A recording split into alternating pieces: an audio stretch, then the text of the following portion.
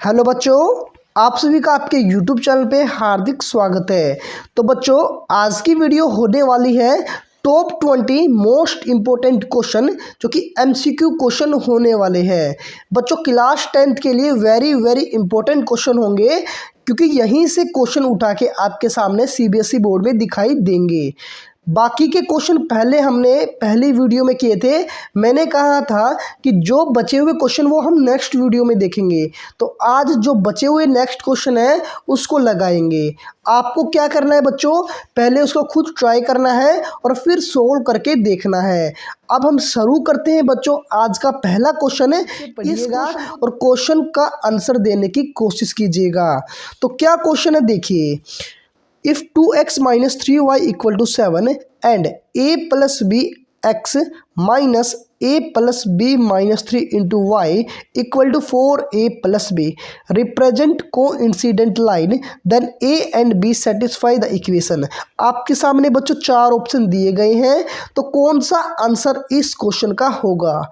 देखिए, आवाज़ में थोड़ा आपको फ़र्क नज़र आ रहा होगा, थोड़ी तबीयत डाउन है। तो देखिए, क्वेश्चन को सोल्व करने की कोशिश कीजिए क्योंकि आपके इम्पोर्टेंट है 10th क्लास की। अगर मैं बात करूं तो कैसे करेंगे इस क्वेश्चन को देखिए। अगर मैं कोइंसिडेंट लाइन की बात करूं बच्चों, तो कोइंसिडेंट लाइन क्या होती है। कोइंसिडेंट कोइंसिडेंट लाइन क्या होती है बच्चों। कोइंसिडेंट लाइन में अगर हम बात करें, कहने का मतलब है लाइन के ऊपर लाइन, लाइन के ऊपर लाइन। तो इसमें क्या होता है, A1/A2 मैंने ये कॉन्सेप्ट आपको पहले भी बताए थे। B1/B2 और इक्वल होगा बच्चों C1/C2। ये होता है बच्चों कोइंसिडेंट लाइन। अब यहाँ रख कर सारी की सारी वैल्यू आपको देखना है कौन सा आंसर हो सकता है। ये आपके सामने बच्चों बोला गया है। तो मैं A1 की बात करूं तो A1 क्या हो जाएगा यहाँ 2, और A2 की बात करूं बच्चों, A2 क्या हो जाएगा देखिए A प्लस बी अपना हो जाएगा A2। दोस्तों, A1 मतलब कि पहले x के सामने x के कोफिशिएंट को हम A1 को बोलेंगे, A2 दूसरे वाले इक्वेशन में x का कोफिशिएंट A2 बोलेंगे। इसी प्रकार अगर हम B1 बोलें तो y का कोफिशिएंट कितना है -3, और B2 बोले अगर हम बात करें B2 की बच्चों तो -A प्लस बी -3। अब C1 की बात करें दोस्तों तो 7 है, और C2 की बात करें constant term 4A plus B है, 4A प्लस बी है। अब कोइंसिडेंट लाइन में क्या होता है, A1/A2 equal to B1/B2 equal to C1/C2।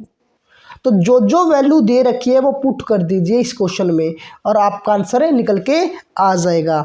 देखिए, अगर हम A1 की बात करें तो यह होगा 2/A2 की बात करें A plus B equal to B1 की बात करें -3/B2 की बात करें -A plus B -3 equal to C1 की बात करें बच्चों 7, C2 की बात करें 4A प्लस बी।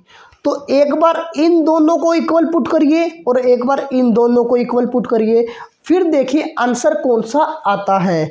तो देखिए, एक बार हम इसको और इसको लेते हैं तो 2A plus B equal to हो गया बच्चों -3/-A प्लस बी -3। अब ये जाके वहाँ मल्टीप्लाई में होगा और ये भी वहाँ जाकर मल्टीप्लाई में होगा। तो मैं यहाँ लिख सकता हूँ -A plus B -3 equal to -3A plus B. अब देखिए सोल्व कीजिए। सबसे पहले देखिए माइनस से माइनस कैंसिल आउट हो गया, आपको बच्चों नज़र आ रहा होगा। अब 2A plus 2B -6 equal to 3A plus 3B। अब देखिए ए को एक तरफ कर लीजिए, बी को एक तरफ कर लीजिए।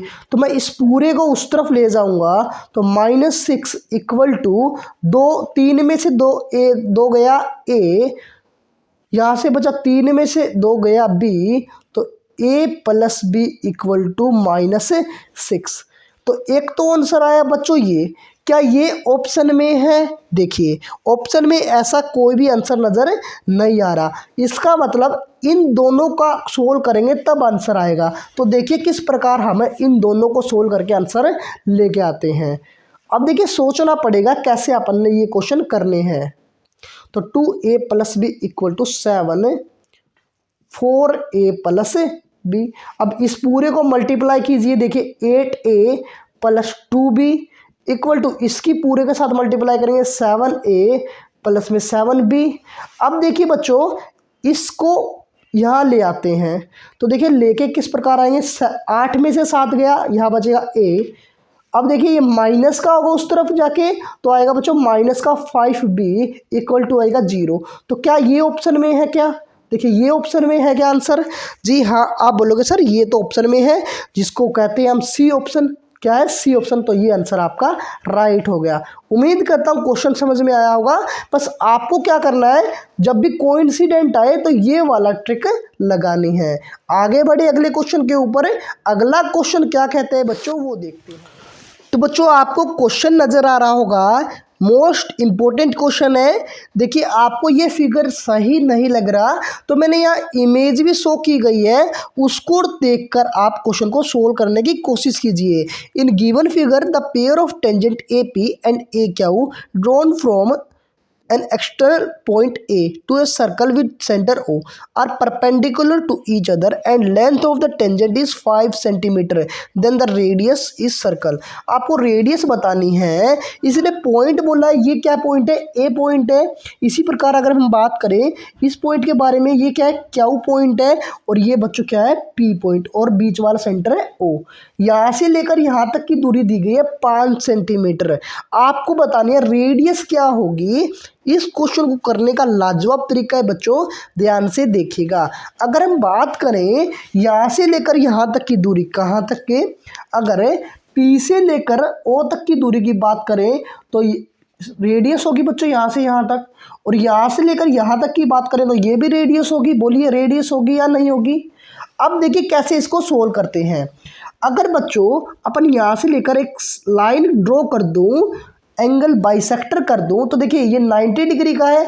अगर जैसे ही बीच में से ड्रॉ किया तो 45 डिग्री में बट जाएगा। बोलिए बटेगा या नहीं बटेगा? आप बोलोगे सर जरूर बटेगा। तो ये एंगल कितने का हो गया बच्चों?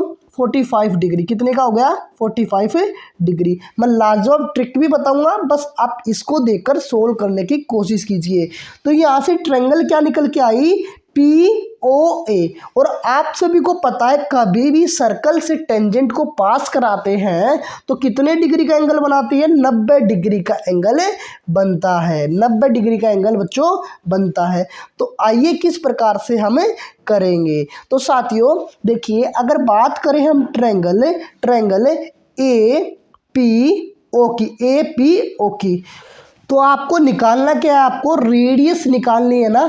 तो देखिए 90 डिग्री का कोण बनाई दे रहा है। इसका मतलब अपने जो अपने 9th चैप्टर पढ़ा था हाइट एंड डिस्टेंस, वहाँ से कॉन्सेप्ट बन के आता है, वो हम इस क्वेश्चन में अप्लाई कर सकते हैं। तो देखिए आपको निकालना क्या है बच्चों? रेडियस है। आपको पता है ये वाला एंगल है अपने पास, तो देखिए सामने वाला निकालना है। आपको ये दिया गया है, इसका मतलब P निकालना है। आपको दिया गया है B दिया गया है। तो बच्चों देखिए अगर मैं बात करूँ P/B क्या होता है? Tangent theta. और थीटा कितना बनाई दे रहा है? 45 डिग्री का। तो P की वैल्यू आपको निकालनी है तो मैं यहाँ R लग सकता हूँ। B आपको दिया गया है 5 सेंटीमीटर। tan 45 होता है बच्चों 1। अगर आपको ट्रिग्नोमेट्री वैल्यूज़ नहीं पता तो वो वाली वीडियो देख लीजिए जिसमें मैंने आपको उंगलियों में याद कराया है ये सारी की सारी वैल्यूज़। तो देखिएगा ज़रूर दोस्तों। तो R क्या आ गया? उस तरफ जाके मल्टीप्लाई, तो 5 सेंटीमीटर आ गया। तो आंसर क्या है बच्चों?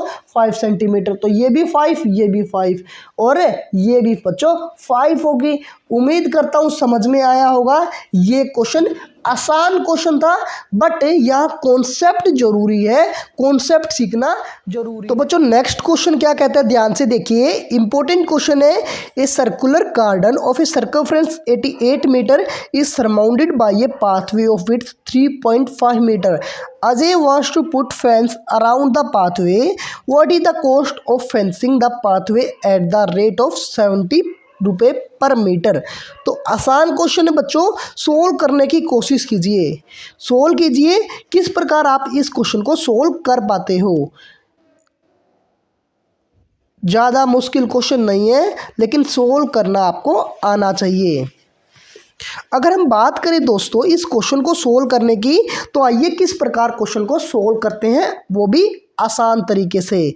तो बच्चों ध्यान से देखिए, अगर मैं बात करूं सरकमफ्रेंस, सर्कल की सरकमफ्रेंस कितनी होती है, देखिए 2 पाई आर होती है, और वो दे रखे क्वेश्चन में 88।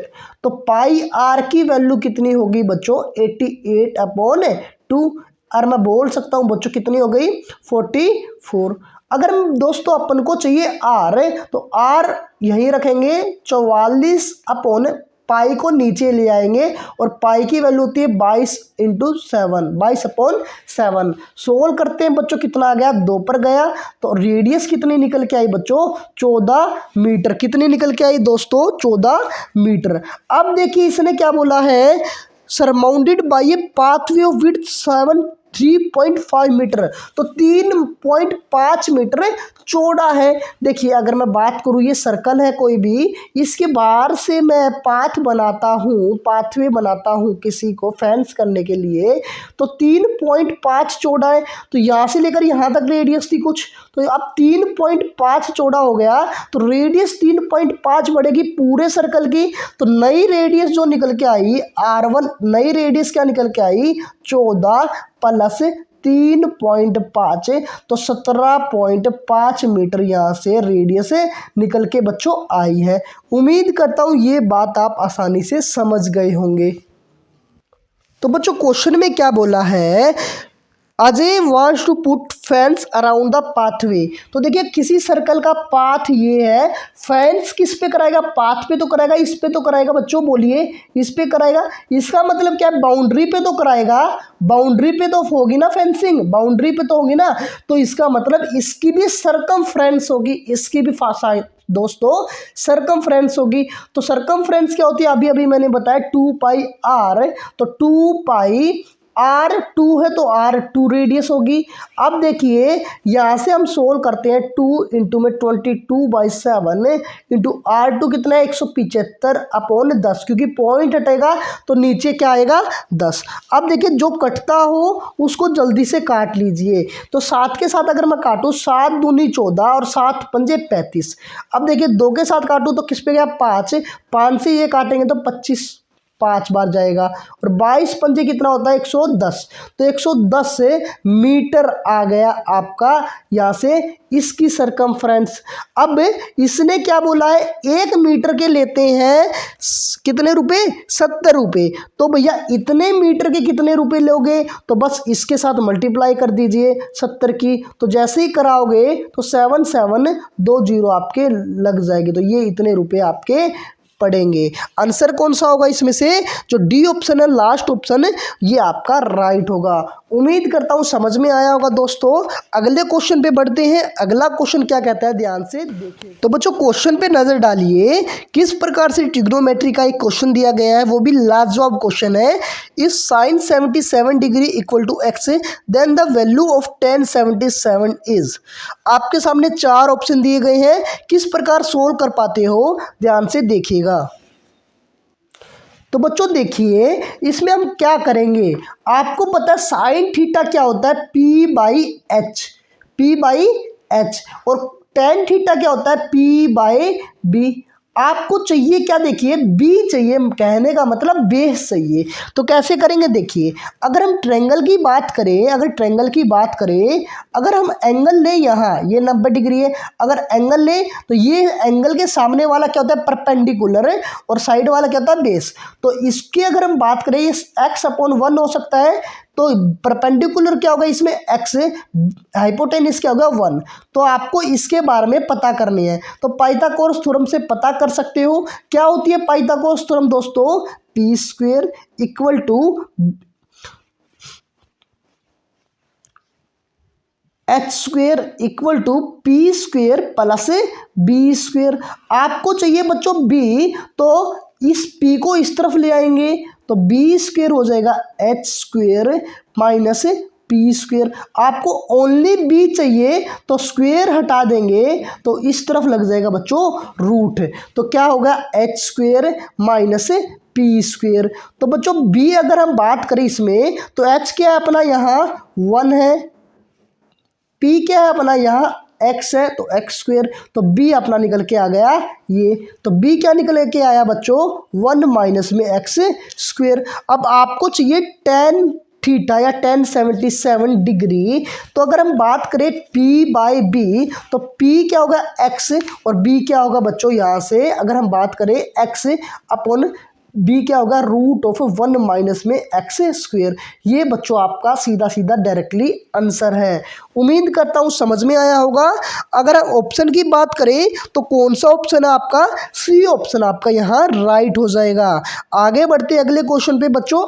नेक्स्ट क्वेश्चन क्या कहता है ध्यान से देखिएगा। तो बच्चों क्वेश्चन पे नजर डालिए। इस क्वेश्चन में आपको क्या बताया गया है, मीन वैल्यू दी गई है दोस्तों इस क्वेश्चन में क्या 31 31 आपको बच्चों m की वैल्यू फाइंड करनी है। तो किस प्रकार अपन m की वैल्यू फाइंड कर पाएंगे, डायरेक्ट मेथड इस क्वेश्चन में लगा दीजिए। तो कैसे करेंगे दोस्तों देखिए एक बार।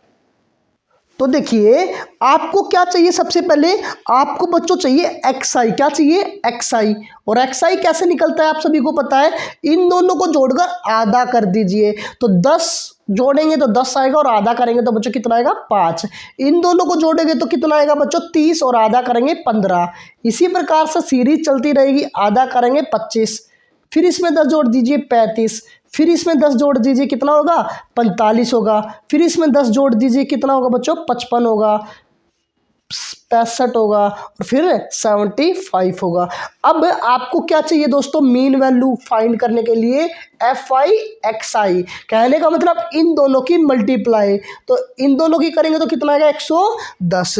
24 इंटू 15 की मल्टीप्लाई करेंगे तो कितना आएगा दोस्तों 360। 35 इंटू 25 की मल्टीप्लाई करेंगे तो कितना आएगा 875, कितना आएगा 875। और 35 इंटू 30 की मल्टीप्लाई करेंगे, 35 3 105 और एक और जीरो बस लगा देंगे। अब 27 की मल्टीप्लाई 45 के साथ करोगे तो कितना आएगा 1215। ये आपको कैलकुलेशन आनी चाहिए, मल्टीप्लाई की ट्रिक मैंने कराई हुई है, तो चैनल को सब्सक्राइब करके रखिए, और भी कहोगे तो हम करा देंगे। इन दोनों की मल्टीप्लाई करेंगे तो बस 55 प्लस m हो जाएगा, 55 m होगा, तो क्या होगा 55 m, मल्टीप्लाई करिए ना तो 55 m होगा। इन दोनों की मल्टीप्लाई करेंगे तो कितना होगा अपना 390। अब इन दोनों की कराएंगे तो कितना होगा दोस्तों 300 होगा। अब क्या है fi xi का सम्मेशन करना है, तो बच्चों इन दोनों को जोड़, इन सब पूरी लाइन को जोड़ लीजिए। तो जोड़ोगे तो आपका क्या आएगा देखिए, 55 m तो साइड ही रहेगा क्योंकि 55 m अपना साइड में, प्लस कर देंगे जितने भी नंबर बच गए, तो क्या है कितने नंबर बचे 4300। ये आपका बच्चों सम्मेशन आया fi xi का। अब आपको फ्रीक्वेंसी का भी सम्मेशन लेना है, तो इनको जोड़ोगे तो कितना आएगा दोस्तों मेरे भाई बताइए मेरे को। आप बोलोगे सर m प्लस 148 आपका सम्मेशन आएगा। अब फॉर्मूला क्या कहता है मीन वैल्यू फाइंड करने के लिए, देखिए मीन वैल्यू फाइंड करने के लिए क्या कहता है, सम्मेशन of fi xi upon summation of fi। अब m की वैल्यू क्या दी गई क्वेश्चन में 31 इक्वल टू fi xi का सम्मेशन क्या है 55 m प्लस 4300 अपॉन क्या है बच्चों fi का सम्मेशन m प्लस 148। अब यहाँ डिवाइड में उस तरफ जाके क्या हो जाएगा मल्टीप्लाई में, तो जैसे ही मल्टीप्लाई में होगा तो 31 m और 31 की मल्टीप्लाई 148 के साथ कराएंगे तो कितना आएगा बताइए 4588। कितना आएगा 4588 इक्वल टू क्या है 55 m प्लस m और क्या हुआ 4300। अब देखिए इस 4300 को इस तरफ ले आएंगे और 3100 को 31m को इस तरफ ले आएंगे, तो इसको इस तरफ ले आएंगे तो माइनस होगा 4588 minus 4300 equal to 55m minus 31m।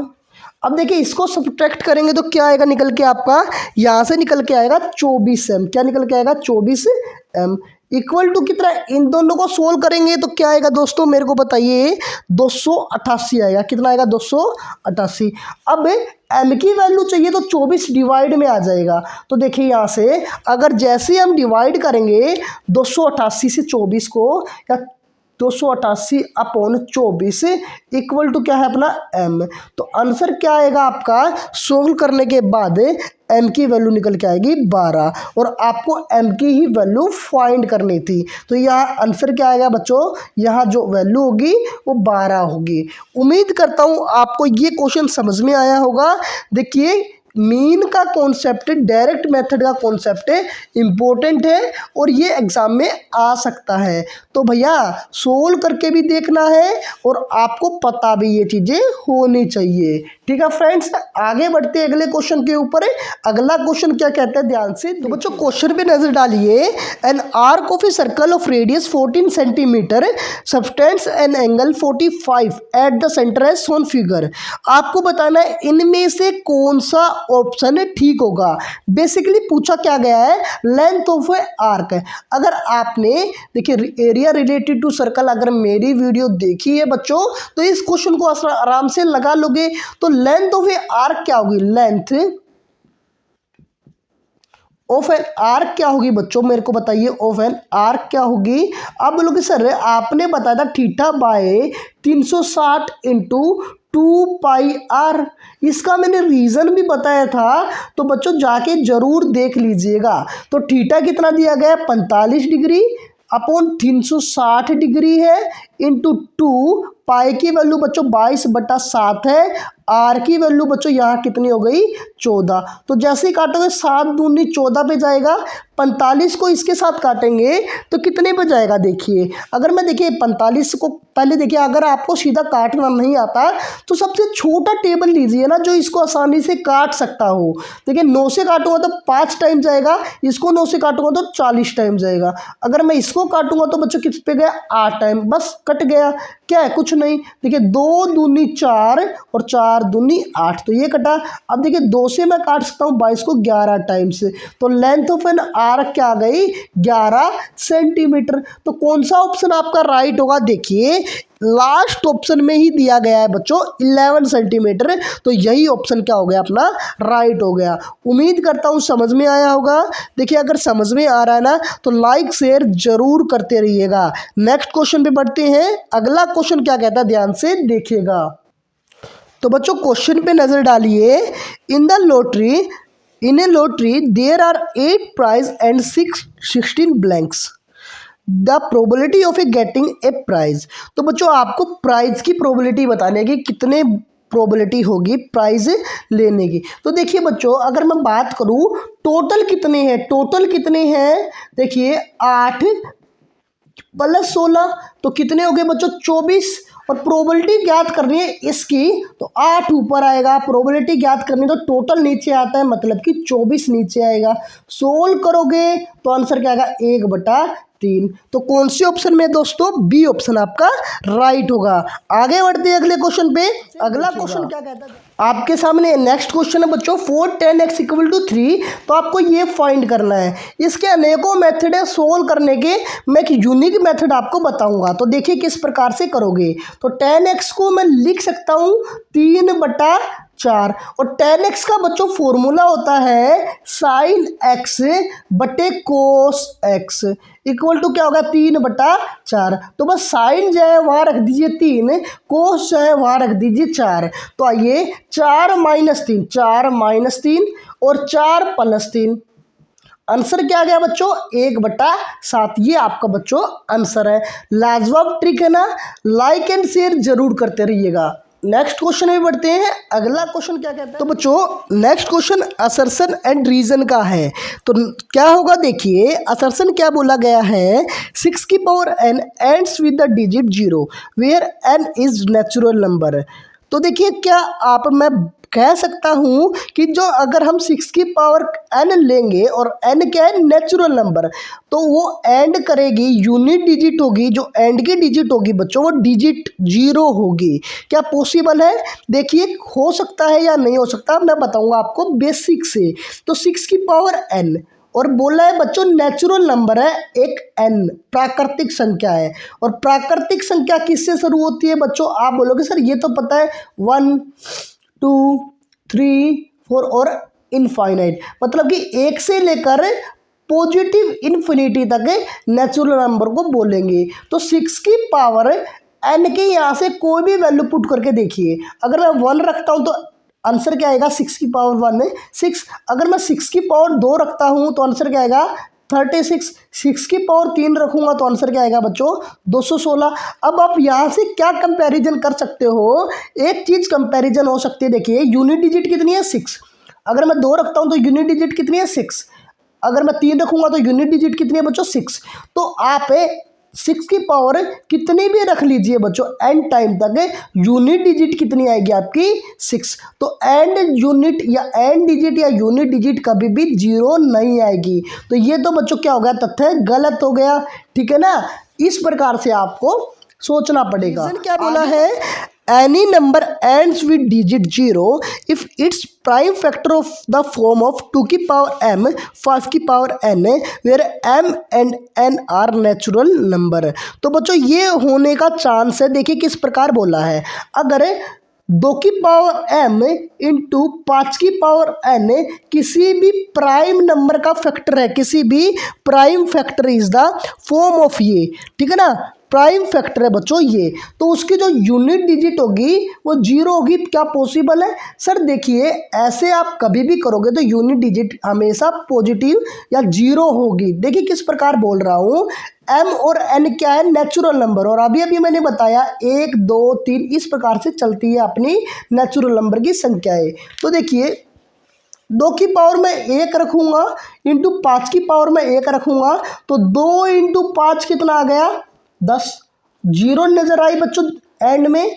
अगर मैं 2 की पावर 2 रखूँगा 5 की पावर 2 रखूँगा तो 2 into 5 2 into 2 plus into 5 into 5, देखिए 5 दूनी 10, तो देखिए यूनिट डिजिट कितनी है 0। इसी प्रकार आप कोई भी नंबर ले लीजिए, अगर आपकी फैक्टर में 2 की पावर 2 और 5 की पावर 2 होंगे ना तो आपका यूनिट डिजिट हमेशा 0 निकल के आएगा, इस प्रकार से, ठीक है। तो रीजन ऑलवेज राइट होगा इस क्वेश्चन में, ठीक है ना। आगे बढ़ते हैं नेक्स्ट क्वेश्चन के ऊपर। अगला क्वेश्चन क्या कहता है देखिएगा बच्चों, असर्शन क्या बोल रहा है, the points -1 6 divides the line segment join the points -3 10 and 6 -8 in the ratio 2:7। तो बच्चों क्या बोला गया है क्वेश्चन में देखिएगा, अगर मैं ये लाइन की बात करूँ, इस लाइन की बात करूँ, ये कोई ए पॉइंट है और ये कोई बच्चों बी पॉइंट है, और यहाँ से डिवाइड कर रहा है कोई भी पॉइंट जो कि क्वेश्चन में गिवन है -1 और 6। अब इसने बताया है ये कितने रेशो में डिवाइड कर रहा है, 2:7 में डिवाइड कर रहा है। और ए पॉइंट क्या गिवन है बच्चों क्वेश्चन में -3 और 10। इसी प्रकार बी पॉइंट क्या है 6 और -8। तो ये आपको बताना है ये ठीक है या नहीं है। आपको मैंने कराया था 7.2 एक्सरसाइज में सेक्शन फार्मूला क्या होता है, देखिए ये क्या हो गया M1, ये क्या हो गया बच्चों M2, X1 Y1 X2 और Y2 बच्चों, ये भी x और ये y। अब देखिए सोल्व करके देखते हैं क्या आंसर आता है या नहीं आता। तो -1 = M2 X1, तो M2 कितना है 7 × 3 प्लस m1 की मल्टीप्लाई x1 के साथ 2 इंटू में 6 अपॉन m1 प्लस m2 जो कि हो गया 9। अब देखिए सोल्व करते हैं तो ये 21 पे गया, 7 या 21 हुआ, 6 दूनी 12 हुआ, अपॉन कितना हो गया 9। इनको सोल्व करेंगे तो बच्चों 21 में से 12 गया माइनस का 9 अपॉन 9। देखिए सोल्व करेंगे तो -1 इक्वल टू -1 आपका आ गया। अब देखिए एक और सोल्व करना पड़ेगा जो कि y का भी दिया गया है। y का क्या है 6 इक्वल टू क्या है बच्चों m1 y2। तो m1 2 y2 कितना है -8। अगर ये इक्वल आ जाता है तो आपका ये असर्शन ठीक होगा। m2 y1 तो 7 इंटू ये कितना है बच्चों, यहाँ से अगर मैं बात करूँ क्वेश्चन में 10 दिया गया है, कितना है 10, ठीक है ना, तो 10 अपॉन m1 प्लस m2 जो कि हो जाएगा 9। अब देखिए 8 दूनी कितना होगा 16 प्लस 70 अपॉन 9। अब इन दोनों को सोल्व करेंगे तो क्या आएगा, देखिए पहले आप क्या घटाओगे 10 घटा लो, तो 10 जैसे ही आपने घटाया तो आपको पता लगा 60 होगा। अब 6 माइनस कर दीजिए तो 54 होगा। तो आंसर क्या आएगा यहाँ से 54/9, और 9 कितना होता है 54। तो देखिए 6 इक्वल टू 6 आ गया। इसका मतलब जो जो पॉइंट क्वेश्चन में दिए गए हैं बिल्कुल ठीक है। उम्मीद करता हूँ ये चीज़ आपको समझ में आई होगी। अब देखिए रीजन क्या बोला गया है, mid point of the line segment P Q whose coordinate R P x1 y1 and Q x2 y2 is given. आपके सामने दिया गया है तो ये कमेंट करके आपको बताना है कि ठीक है या नहीं है। कमेंट कीजिएगा। आज के लिए बस इतना ही रखते हैं, फिर मिलेंगे नेक्स्ट वीडियो के साथ। Take care, bye bye, thank you.